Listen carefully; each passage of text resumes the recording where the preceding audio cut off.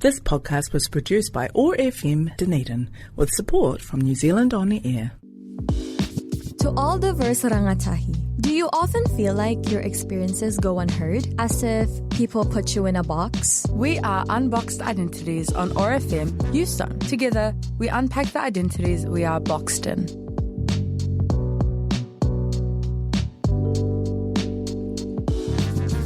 Assalamu alaikum. Magandang hapon. It's Malak and Betty. And today, ladies and gentlemen, esteemed guests, we have got a guest on our podcast. Woo! And our guest today is, drumroll please, Aiza. Hello, everyone. Yay!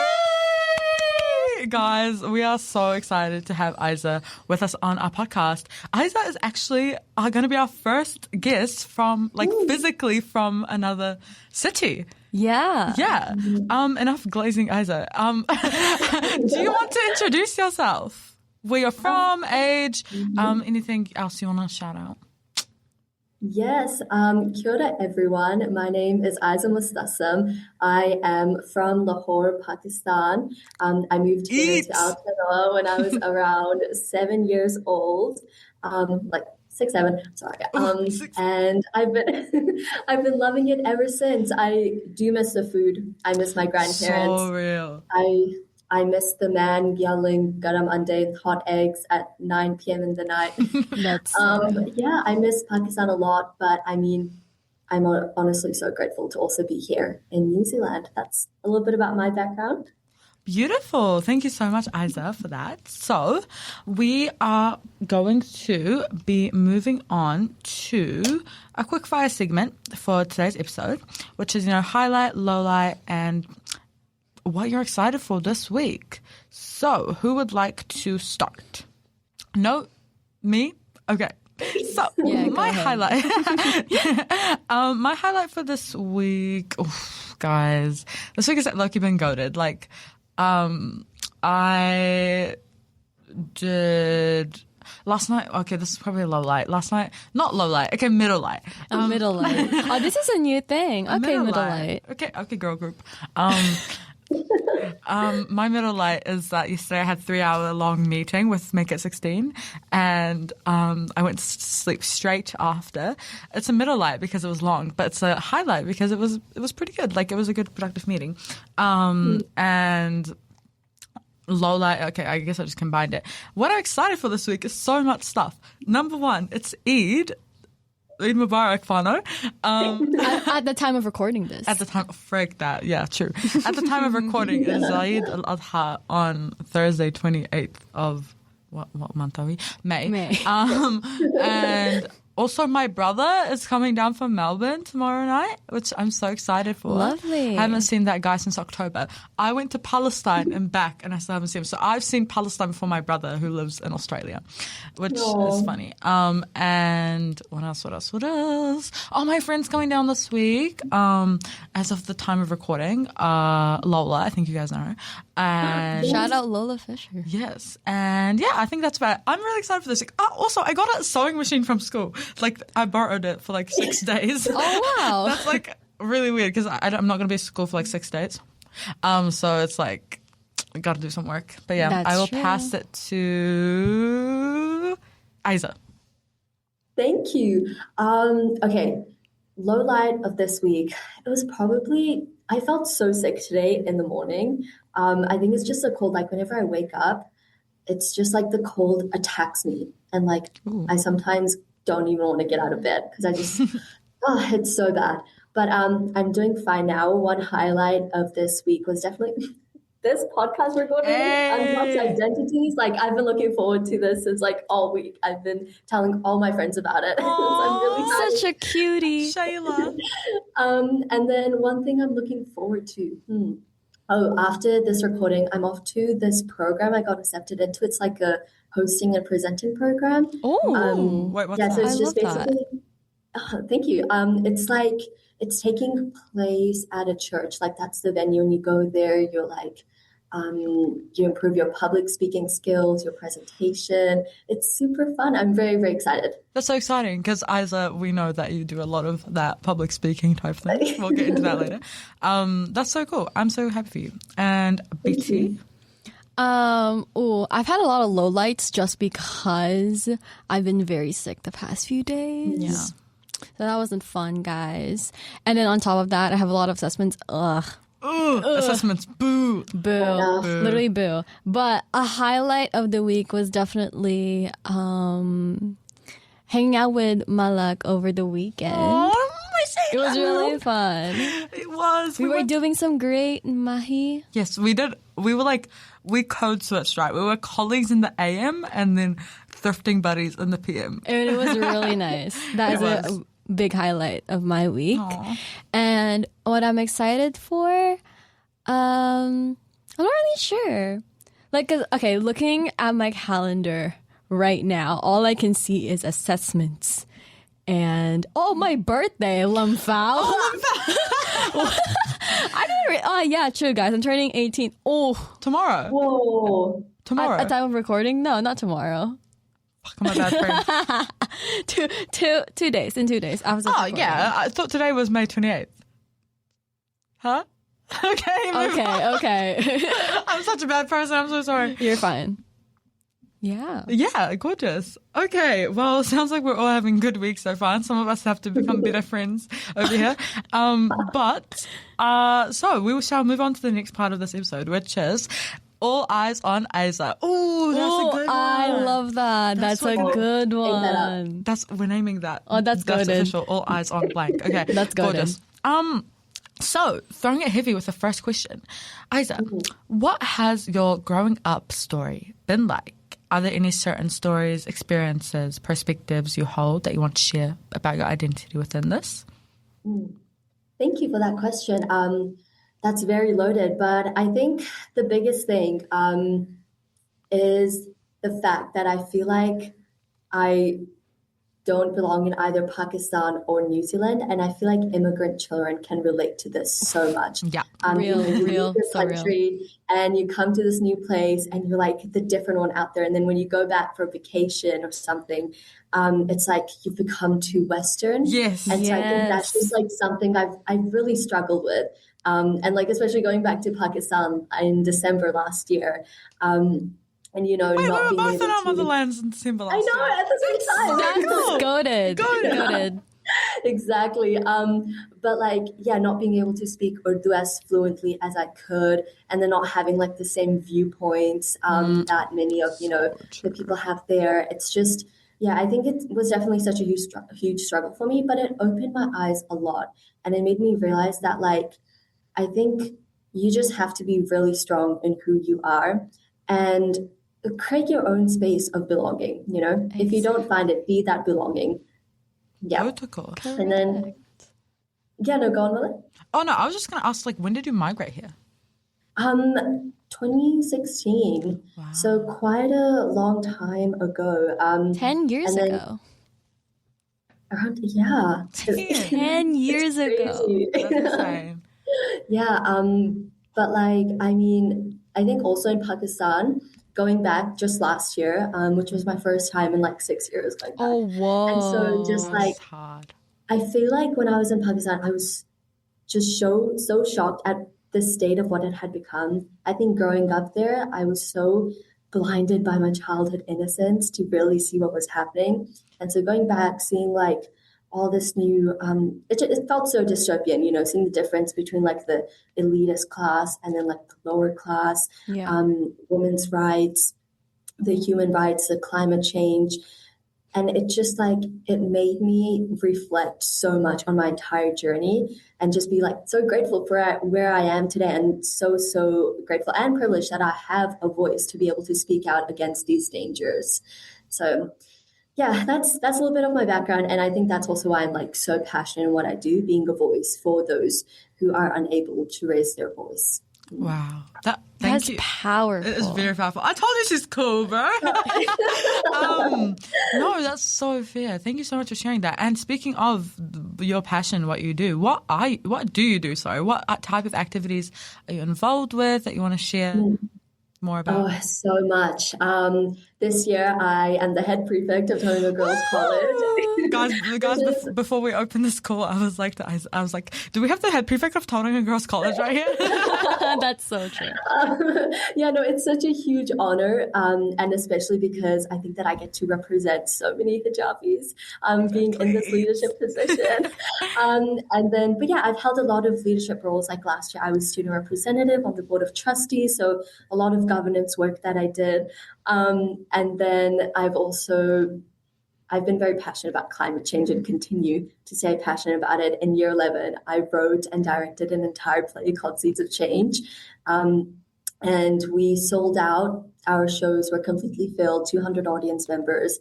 And it was really great educating them on the dangers and what we can do to help support our Earth better. So cool. Student against dangerous driving. I was a student leader for that. Sad. And so, yeah, sad. People ask me, like, what do you do in the sad club? And I'm just like, we cry, bro. Which is kind of fair. Crying about the dangers of driving. But yeah, I'm doing a fundraiser for Break Charity, raising $200, which helped like 10 families. Amazing. Doing like a road safety event with kindergarten children. Wait, what did you do with that? That sounds so cool. Thank you. And then I was also a global ambassador last year. And it was that program. It's really about like being a youth voice in spaces where we aren't normally heard. So last year, I was the youngest person at the Working to End Racial Oppression conference at the Waikato University of Hamilton. Amazing. And I was shocked because, thank you. But like racism, it impacts young people so much. Exactly. And so I should not have been the youngest person in that room. So it made me really shocked, but I was really proud to be that voice, to carry that youth voice into that room. I also remember going to like an ethnic homelessness and migrant exploitation session, which really opened my eyes because Aotearoa, it's not perfect, especially in terms of like our immigration laws and the way so many employers call over migrants, but then, completely dismiss their voices. And so just being there and taking in the information, that was really amazing. This year, I've released a youth magazine for Bay of Plenty secondary schools, which is so cool. And Malak, she was my first feature on the youth magazine. She was like on the youth spotlight, which was so cool. I did not know this. My privilege. No, guys, the problem is I literally made a story draft to post about the magazine, and then I think my phone died, and then I just forgot to. So I'm such a bad person. No, you're not. It's okay. So yeah, I'm very excited for that. And then I'm also in the works of creating a youth conference here in Tauranga. So what's that? Yeah, so it's something completely new. I'm just going to have like youth register on a form, and they can choose like what groups that they're most like, what causes they're more passionate about, whether that's mental health and well-being, racism and discrimination, community safety, digital safety, things like that. And then they'll like come to the conference. We'll place them into groups. There'll be like a facilitator. They'll be talking about that, coming up with solutions, which will then be presented to our community leaders and like our parliament members. I love that. So yeah, and I mean, thank you. And I think the thing is that like this has never happened in Tauranga, which is why I'm so excited for it. So yeah, I feel like I've talked for so long. No, you're so fine. You're so fine. No, this is a little bit about talking. Low-key, I need a geography lesson. Where is Tauranga? I need a geography lesson. Baby, I will pull up a. Yeah, that's so funny. Well, this is Tauranga, so it's like, oh my gosh, what did I do on the screen? Tauranga's like here. You see, okay, wait, this is Dunedin. Okay, sorry guys who are listening, and sorry Aiza who knows where she lives. That's Dunedin, that's Tauranga. Okay. Yeah. But that's awesome. Thank you so much for sharing that. You are up to so much cool stuff. Like, I have read all the stuff that you've done on paper, but like it's so different hearing you speak about exactly. it. And you have so much passion in your voice when you talk about it, and it's really inspiring. And thank you guys. And speaking about passion, Aiza, I want to ask you this question. What is your why? Why you do Sorry guys. Lately, What you do. when I've been saying the word why, that's TikTok thing that's like why, because we're playing bandy. Do you know? Yes. That's what's coming in my head. Okay, what is your why? Why reason for being, etc. I think my why is to be a voice for the people. Growing up so underrepresented and never seeing representation of hijabis, of Pakistani women, of women in general. I think that's just what's pushed me to really create all these activities and like be a part of all the mahi that I do.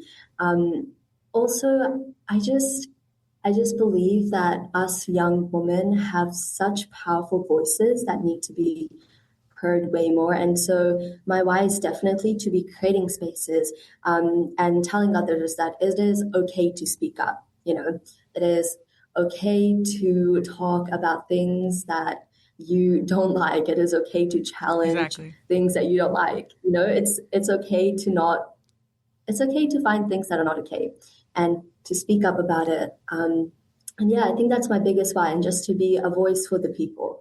I'm very, very passionate about the people. I think that I love humans. Some, not all.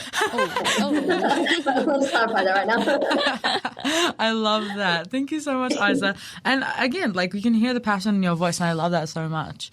You clearly do have that genuine why and what you do, and I love that. That's why I can't wait to meet you at one point in my life and our lives.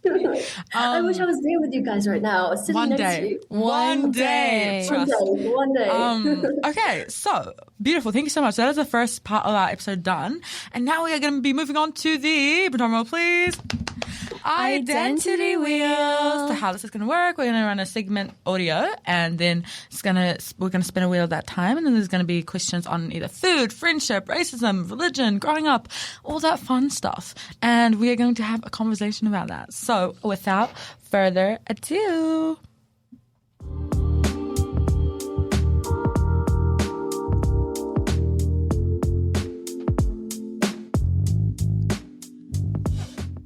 Okay, guys, we have spun the wheel, and this week's topic is, drum roll, please. Oh. Growing up. Ooh. I Love this one. So this might relate to what you have talked about earlier. So the question is, when did you first realize that home could mean more than one place or culture? Ooh, I like this. That's a good one. Wait, I love this identity wheel. Thank you. I love that. Thank you. Okay. I think what it is that makes a home is the people. Yeah. And when you're like going to all these different places and connecting with one another and just, you know, talking to the people around you who are just like you and want to make a positive difference in the world, I think that becomes your home. I feel like as just people in general, we need to work on how to be more kinder towards others, how to be a safe space for others, how to comfort one another. And so just going, and I just think that like whenever I see someone, I'm just like, oh, I love you so much. You know, you're my home. I don't think it has to be like a physical place. It can be a person. You know, my mom's my home because she comforts me so much and she's just always there for me. You guys are my home because you inspire me so much. And so I just think it's really just like your outlook on life and what you really view as your space of belonging. I love that. And I think that's actually something that I have not thought of. Like when you said that we, to you, are home, and the fact that like it's just because we're making you feel comfortable and like you're creating this space. I love that. I've never thought of it like that. Biddy, what do you think? I do agree with what Aiza said. Yeah, definitely home doesn't need to be like a physical place. Yeah. It can come from multiple things, and that includes community, that includes people. And I do acknowledge that like your connection to your land to your home country, that matters still. But it is more about now, like how you view life, because you're not there. You're not physically there to feel that connection, to feel that sense of home and belonging. And I can definitely relate to what Aiza said. Like, I found my home here through my friends because they made me feel like I had a place here. And they made me feel that being here doesn't mean I have to completely give up my identity back home. Wow. I can still keep my identity from back home. I can still practice what I want to practice. I can still learn about my culture and my traditions and my identity. I love that. Yeah. Beautiful. I think when it comes to like first time I realized, that's a tough one, because I feel like it's something that you just kind of realize like over time, and you don't really have like that moment unless you do, which please share. Yeah.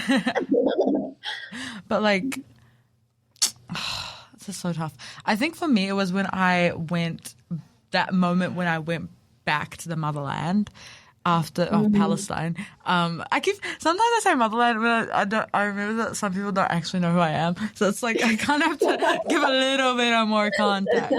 Like from the motherland. I just went with the motherland. Exactly. Yeah, I think it's back when I went like last year in December. Honestly, kind of not answering the question, but it's like I kind of felt like home is there, like that physical place for me. And not just, but that kind of shows that home can be multiple places, because I also felt like my culture and home was also like there's a space for it in Dunedin. And I don't know if, have you had a similar experience like that, Aiza, where you felt like there's multiple places that are home in terms of like physical? Or have 100%. Yeah, definitely. I mean, going back to Pakistan, stepping foot in my nana's house for the first time in 6 years, and I'm just like, I belong here. You know, this is the one place where I feel safe. And then coming back here, going to a friend's house, a really good friend of mine. She's amazing.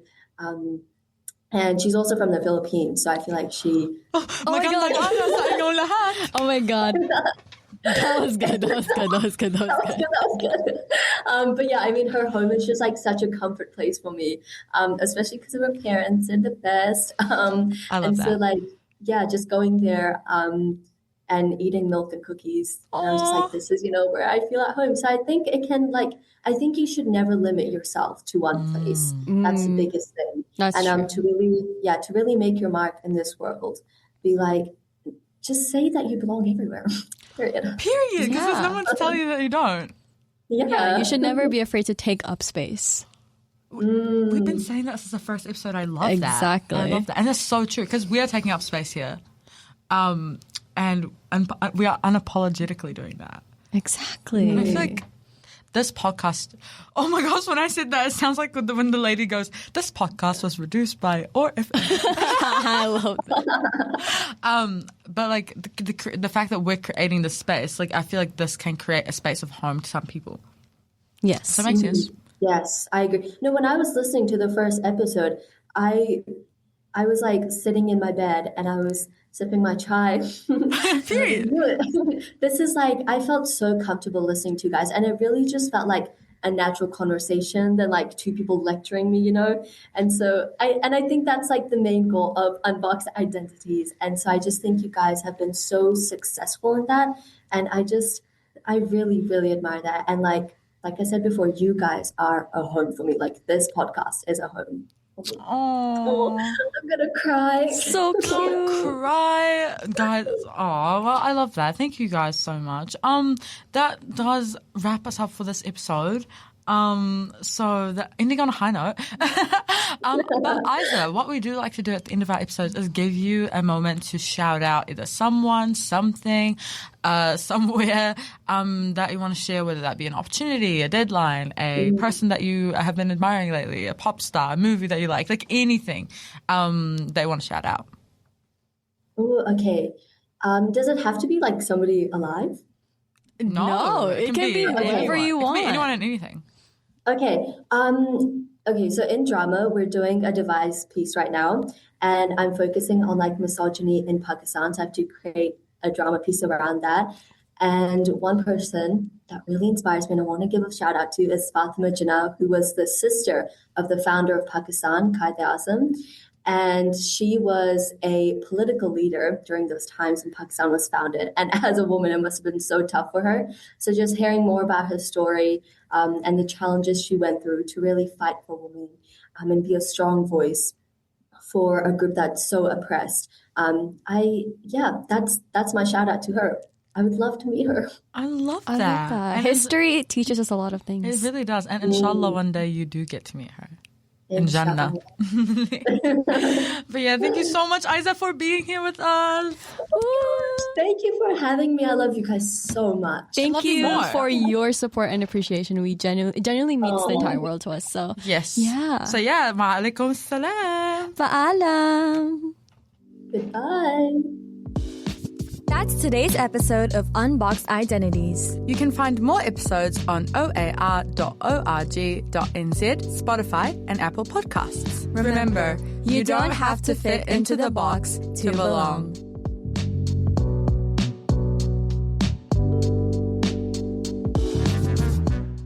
This podcast was produced by OAR FM Dunedin with support from New Zealand On the Air.